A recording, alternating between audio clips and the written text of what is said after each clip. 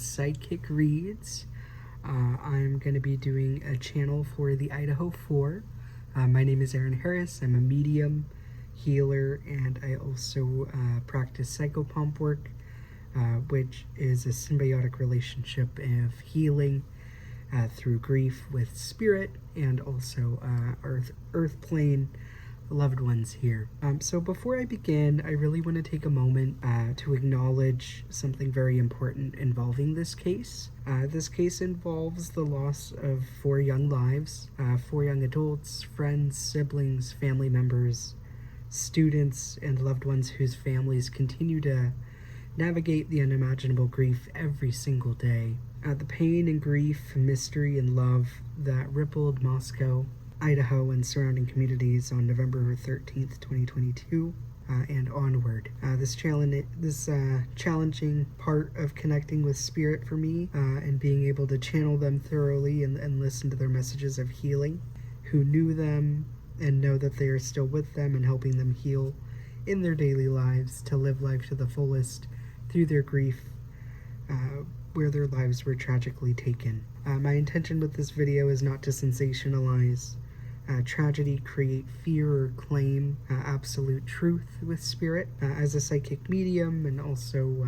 psychopomp, I approach cases like this through a spiritual lens, and I focus on healing on all the families and collective communities. Out of respect, I really want to make sure that everyone involved, I will not be sharing any graphic details or making any accusations with this reading. Instead, I really want to focus on the humanity behind the headlines and the lessons that we can take away from a tragedy that touched so many people around the world. Whether you followed this case from the very beginning or that you're hearing it for the first time here today, I ask that we hold space for compassion, kindness, and respect through this conversation.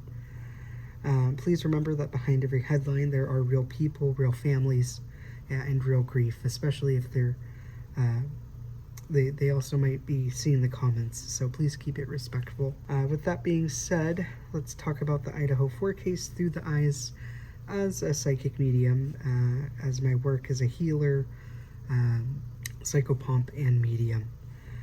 So I don't really spend too much time deep diving into criminal cases, investigations, documentaries, and theories. I have a lot of trauma, and I also have CPTSD, so true crime is not my forte. My main focus is going to be on healing and grief and helping you work through your grief and connection with your loved one. Most of the time I intentionally avoid this type of content because of the work that I do, and my main focus will always be grief and loss while working towards self and finding healing. But a few months ago, something happened that completely stopped me in my tracks with this case. I came across a 1-minute memorial video on TikTok, and for some reason I just couldn't really scroll away, and I remembered sitting there thinking, why can't I move on from this? And then in the background behind me, I heard some faint voices, and so I decided to tap in, and that's where I made the connection with Idaho 4 and that they still have a lot of healing words that need to be said around their passing, and just healing words for their families and for people in the public to understand deeply with their loss of life. Something about their energy really just reached through to me and really touched my heart. The more I sat with it spiritually, the more I realized I wasn't being pulled toward the tragedy and more towards their lives and their love and their friendship and heartache. People may continue to debate what happened that night and what could have been different, and even speculate about details we'll never fully understand, even in a mediumship point of view. Spirit only gives as much as they can. They give no more, no less. I don't treat them like an 8-ball, and you shouldn't treat me like an 8-ball. What I receive from Spirit in my channels is what I type into my note and how I hear Spirit, and the graphic nature of these conversations that I hold with Spirit. I very want to intentionally put out how I approach this connection instead of I choose to speak about these individuals through the lens of love, healing, and remembrance of the human spirit. How I work as a medium is I channel on the left-hand side, so I always look to the left when I do my readings, And when I hear spirit, I get names, numbers, dates, memory triggers, colors, auras, and healing messages.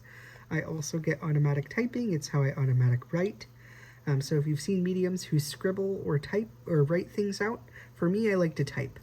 Typing for me is the easiest way for me to channel when I receive my downloads. It makes it a whole lot clearer and I'm able to listen verbatim. Alrighty, so before we begin, I would like to take a moment to set intention for this session. This evening I am holding space whose lives were touched by countless people.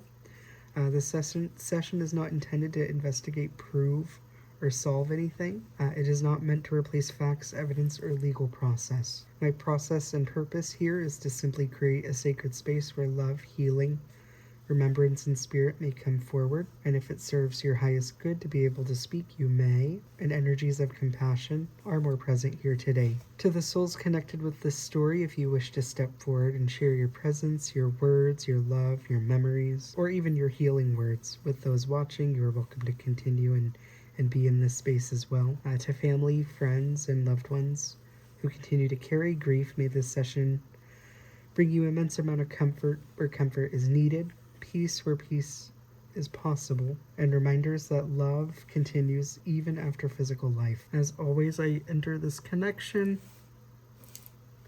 with an open heart, no expectations, and an open mind and a deep respect for everyone involved.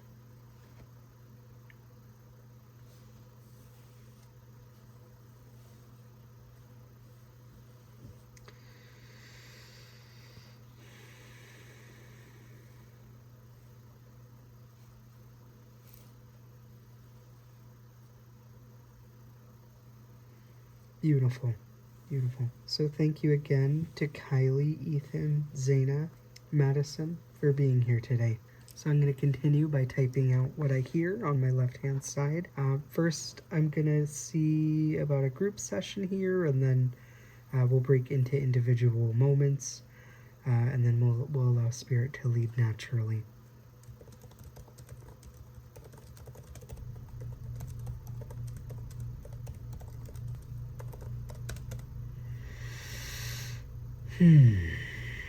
Beautiful. Alrighty. So I'm going to read what we have so far, and then I will read from each person, and then we'll continue. Alrighty. So first I have a group channel. Everyone remembers the tragedy, the details, the horror that we all faced that night, and not the real human aspects of our lives and how our families and friends and community remember us. The world remembers the pain. The world thinks they can fill in the missing pieces and parts that are the most gory and horror-filled. But to be honest, for all of this pain that was left in their hearts and marked each of our souls, we just want to be able to share how all of us see how loved we are, and that there isn't a day or moment we don't think of our families. Our families, siblings, friends, partners are all stuck with that sinking question of why did this happen and how did this happen? And that this is all still stuck in a mystery turned into a Dateline evening special. When at the core our lives were torn apart and cut short for really no good reason, besides a little bit of notoriety and jealousy, and thinking that real human lives are better than others. It hurts to still have our names in this kind of light, when all we want is to be with our families, for them to know that we miss them, for them to know that we see the altars, candles, and hear the prayers. Don't forget Christmas trees.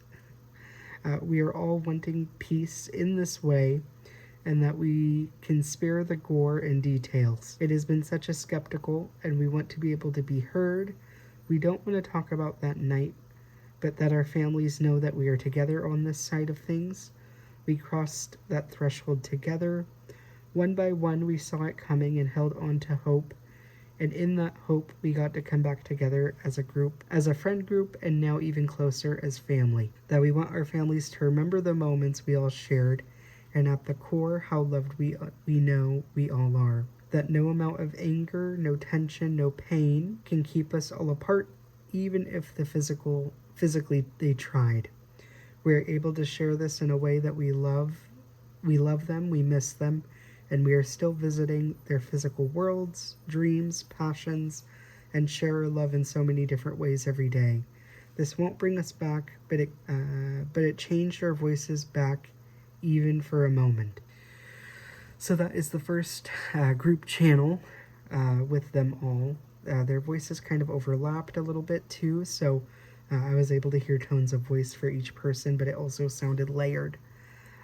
So while I have their energy present, I'm going to type this channel and I will read it back to you.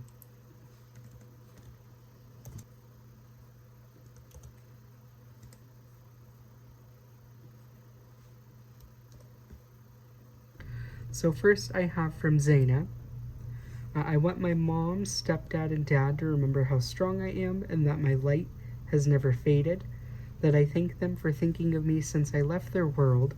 I am grateful for them including me and keeping my stocking tree up and Christmas ornaments.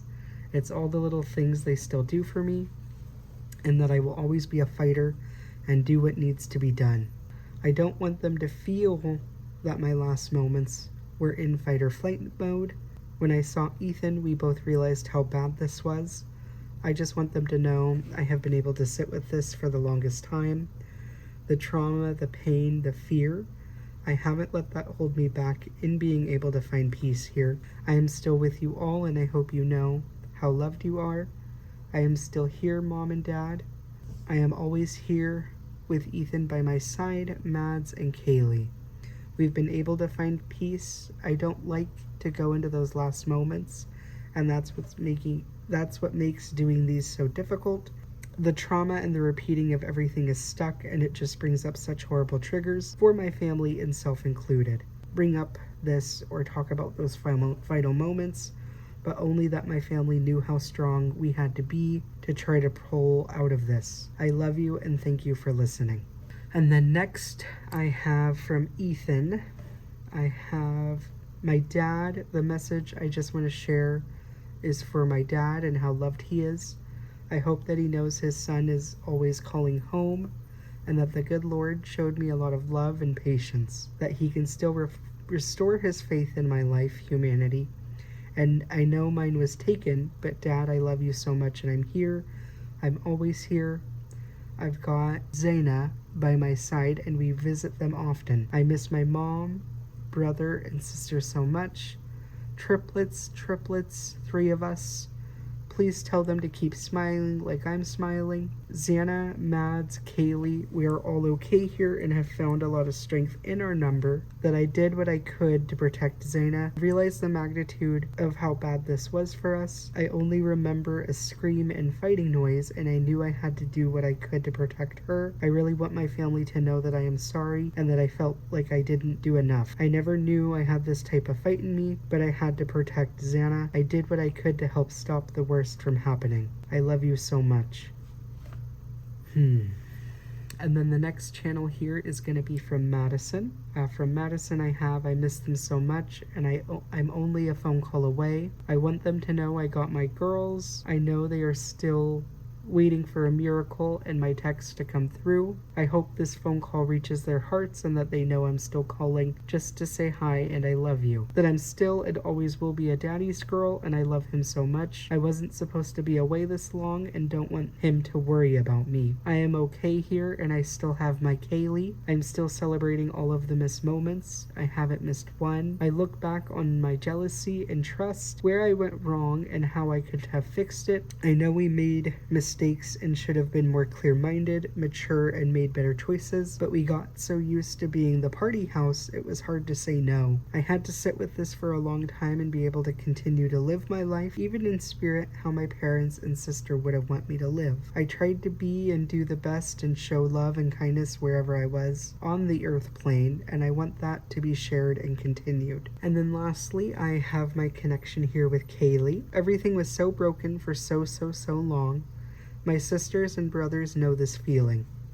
I'm always going to still be a girl's girl and have my Maddie, I promise to be there when she's born. The emptiness. It's been a tough road to get to this place for all of us, my sisters included, that we are all suffering in pain, but truly we aren't. There's blissfulness being here in this world of heaven and afterlife, that our parents can rest and their hearts can soften from worry and grief to healing and knowing we are all together. I don't know what to say to this, as this is the hardest thing for me to confront, sit within my life, spiritually, mentally, and physically. I don't want to talk about what happened, but I want to share how this has transformed all of us, and that we were able to not be in shock forever and have found true peace here. Please tell my dad, brothers and sisters, and mom that my heart is still missing them and broken for them. They still get to see me as Theodora. They will still see pieces of me as a part of my niece, born after I passed away and still a part of my soul. Soul fragment. I will never fully heal because I know they miss my laugh,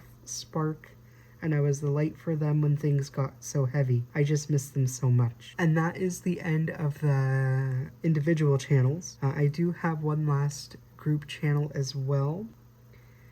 How we share this story has been told over and over, and we want everyone to remember and hear how that our families know that we are okay here, and that our pain is still a part and shared with them, that we see the world through their tears, their laughs, their smiles, their hugs, and closeness. To keep that bond alive and remember how close we all were, that no words or affidavits can break bonds and create silence from us. I hope our families can truly see and feel the peace that we finally have been feeling, that we are still together in afterlife, heaven, spirit world, and that we still visit dreams and keep a close eye on those who truly love us and continue to share our memories in such a loving and positive light, that there is still peace and love to be found in our own hearts, and that we can create more lasting memories with our loved ones even in our spirits. Thank you for allowing each of us to speak our piece and be here today with you all. We want to say lastly that we love our families and that we are always present even if they fully can't see us, hear us, but this is a reminder that the four of us are always together. And that is the end of the group channel. Let me collect my thoughts and then we will regroup.